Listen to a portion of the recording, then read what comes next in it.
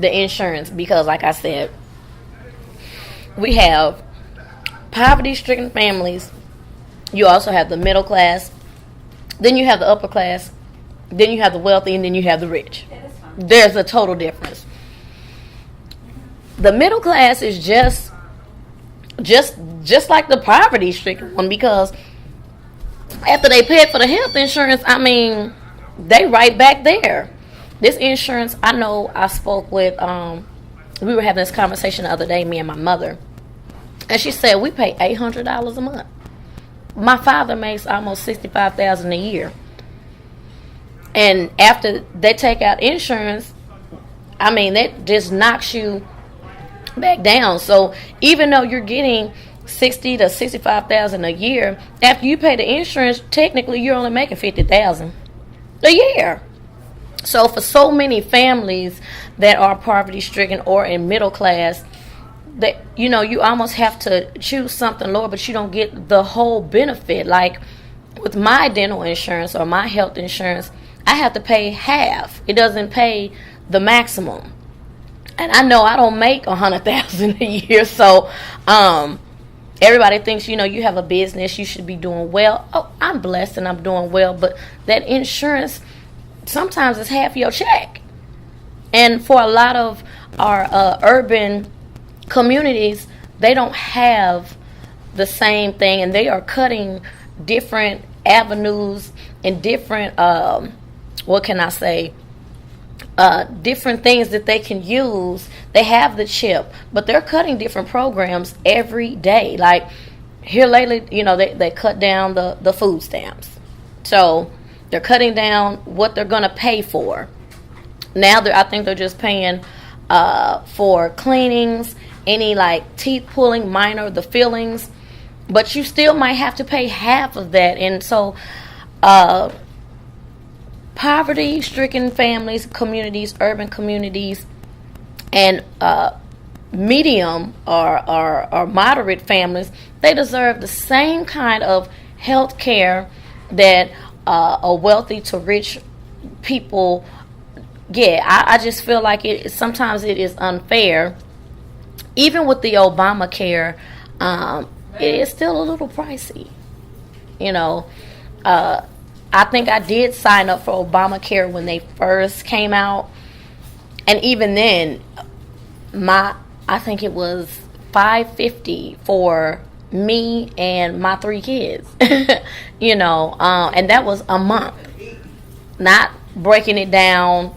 No, $550, and then our deductible was still $100 per visit. So I think that Obamacare is great. It enables people to get insurance, but at the same time, what about the people that make minimum wage? Because $7.75 is not equaling up to $5.50 nowhere. So once they make $7.75, you mean to tell me they have to work 18 of the 24 hours a day? When do they sleep if they have to pay $5.50 a month? So they should have some type of incentive or something set aside for poverty-stricken families or the medium families. The upper class, they can afford it and still afford other things.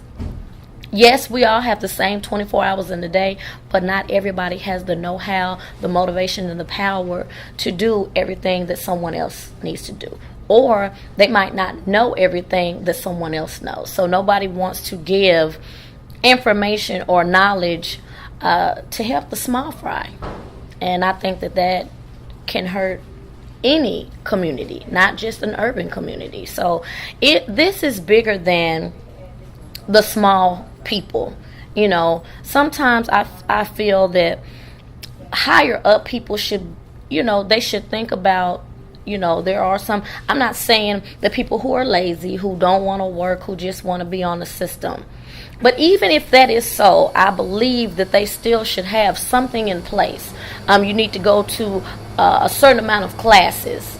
You need to go take a class every month for your kids to be able to get the same kind of health care, dental care, women's care, because women, we need different kind of mammograms, and our bodies are different, and we need different kind of checkups, and some of these checkups are costly. So it's not just about our kids, it's just about a community in a whole. It's not a black, brown, or white thing. This is a community thing. And so I think they should put something in place where you should go to a class, or you should be an online class, or where you have to watch something online. And just like they do with driving, they've changed the whole driving thing now. So I think that we should have to do something like that. I mean, I think that they should make it fair all across the board.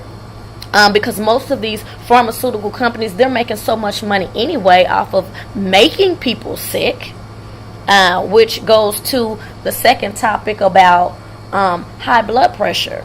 Okay, well, high blood pressure, since I do have a medical background, comes from the food that we eat, how much sodium we digest.